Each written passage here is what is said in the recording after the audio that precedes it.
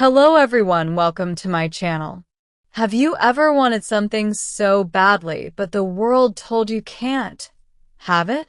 This is the story of a young prince, a forgotten princess, and a queen whose heart was locked by fear.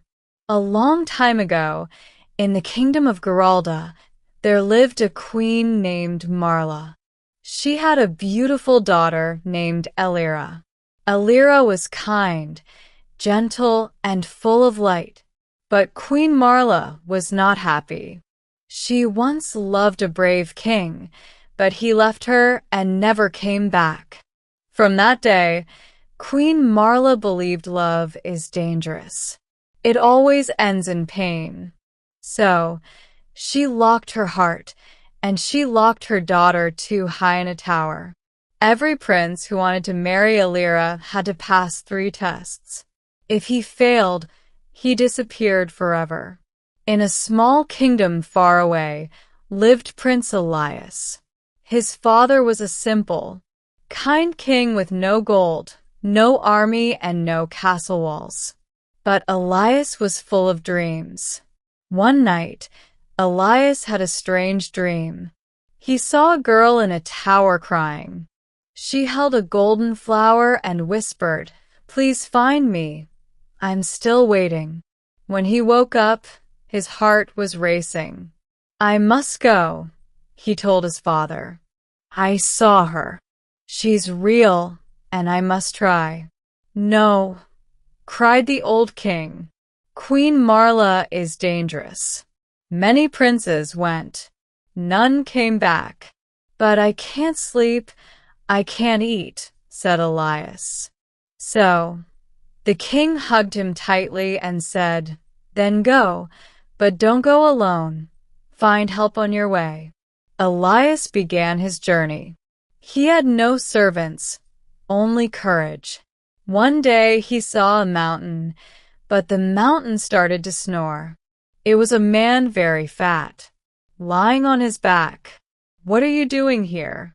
Elias asked. "I ate breakfast, chickens and cakes.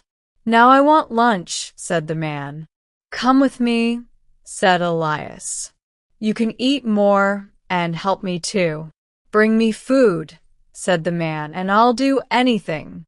Elias gave him a sandwich. The man smiled and said, "Call me Grub." A little later, Elias saw a man with his ear on the ground. "What are you doing?" asked Elias. "I'm listening." "You the world," he said. "A baby bird was just born in another country. Can you hear the princess?" Elias asked. "She's crying in a tower. Her song is sad." "I will follow you," said the man. "Call me Whisper." Then Elias saw 2 trees, no arms. They belonged to a man with the longest arms in the world. "Can you help me reach something far?" Elias asked. "I can reach anything," said the man. "Call me Stretch." Next, Elias met a man with one hand over his eye. "Are you blind?" Elias asked. "No," he said. "I can see too much. I see through trees, mountains, even time. Call me Glimpse." Finally, Elias met a man wearing many coats on a hot day. "I'm cold," the man said. "Always cold, but it's summer," cried Elias. "If I take off my coat," said the man, "snow will fall. The world will freeze." "Can you help me when fire comes?" asked Elias. "Yes," said the man. "Call me Frost now." Elias had 5 strange but loyal friends. Elias reached the queen's castle and said, "Queen Marla, I wish to marry Princess Elira." The queen smiled, but her eyes were cold. "Then bring me my blue jewel from the river," she said. Before sunset, Elias ran to his friends. "Where is it?" he asked. Glimpse looked. There, deep under the water, but it was far. Stretch reached in, but he couldn't grab it. Grub laughed, opened his mouth and hushed, drank the whole river. Now the jewel lay in the dry river bed. Stretch picked it up and gave it to Elias. The queen's hands shook. Impossible, she whispered the next morning. The queen said, "Eat roasted birds before noon. If I find feather left, you die." "Can I invite one friend?" Elias asked. "Only one," said the queen. He brought grub. By noon, not only were all 40 birds gone, so was the queen's kitchen garden and fruit trees. "Still hungry," said Grub, licking his fingers. The queen turned pale. "This one is dangerous," she whispered to herself. That evening, the queen gave Elias sweet food and wine. She secretly put sleeping powder in his drink.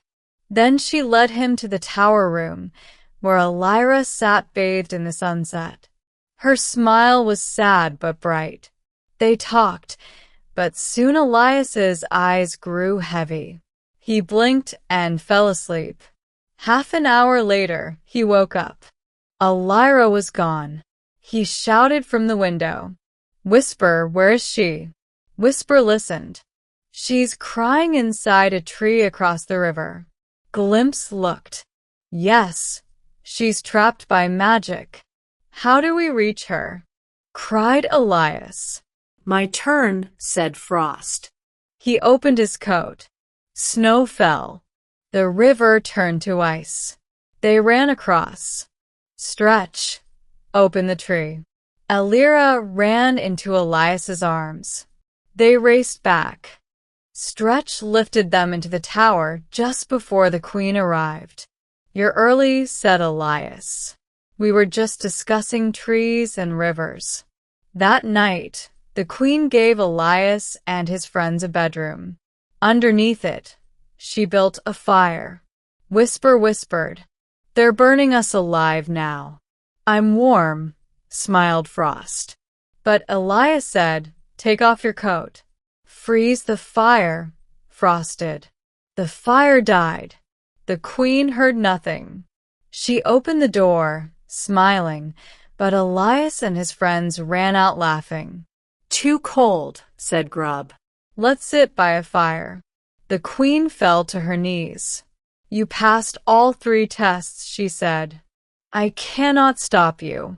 Why did you do all this?" Elias asked softly. "I was once in love," she said. "But I lost him, so I locked my heart. I thought if Elira never loved, she would never feel pain." Elias looked at her gently. "You don't have to lose your daughter. You don't have to lose love." The queen wept. For the first time in years, her heart opened. She gave them her blessing and left the castle to rest far away in peace. Elias and Elira were married under a golden tree. The sky was full of singing birds. Their 5 magical friends stood beside them, not as servants, but as family. Love is not safe, but with courage, kindness, and true friends, it becomes worth the risk. If you like this story, please like, comment, share, and subscribe.